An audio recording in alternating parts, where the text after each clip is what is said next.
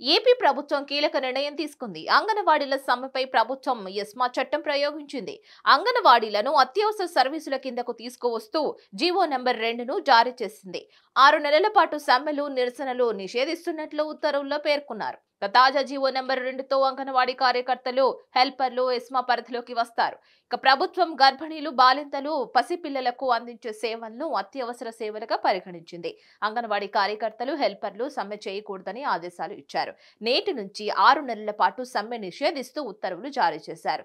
మరోవైపు సమ్మె చేసిన కాలానికి అంగన్వాడీ వర్కర్లు, హెల్పర్లు వేతనంలో కోత కూడా విధించారు. దాదాపు 3,000 తగ్గించి 850 రూపాయల వేతనాన్ని వారి ఖాతాల్లో జమ చేశారు. తమపై ప్రభుత్వం ఎస్మా చట్టాన్ని ప్రయోగించడంపై ఏపీ అంగన్వాడీలు ఆగ్రహం వ్యక్తం చేస్తున్నారు. ప్రభుత్వ బెదిరింపులకు భయపడేది లేదని తేల్చి చెప్పారు. సమస్యలు పరిష్కరించేంత వరకు సమ్మె కొనసాగిస్తామని స్పష్టం చేశారు. 2013 జాతీయ ఆహార భద్రత చట్టంలోని సెక్షన్ 39 కింద అంగన్వాడీలు అత్యవసర సర్వీసుల కిందకు వస్తాయంటోంది ప్రభుత్వం. 1971 అత్యవసర సేవల నిర్వహణ చట్టం కింద సమ్మెను నిషేధిస్తూ ఉత్తర్వులు జారీ చేసింది. ప్రభుత్వ ఆదేశాలను ఉల్లంఘించి సమ్మెను కొనసాగిస్తే అంగన్వాడీలను డిస్మిస్ చేసే అధికారం ప్రభుత్వానికి ఉంటుంది.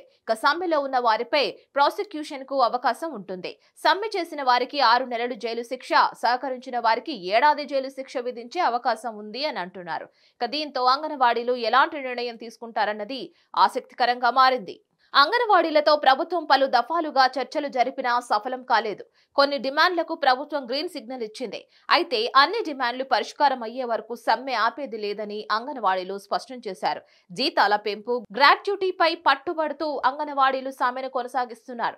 దీంతో ప్రభుత్వం ఇప్పుడు ఎస్మాను ప్రయోగించింది. దీనిపై మరిన్ని అప్డేట్స్ కోసం కీప్ వాచింగ్ హిట్ టీవీ.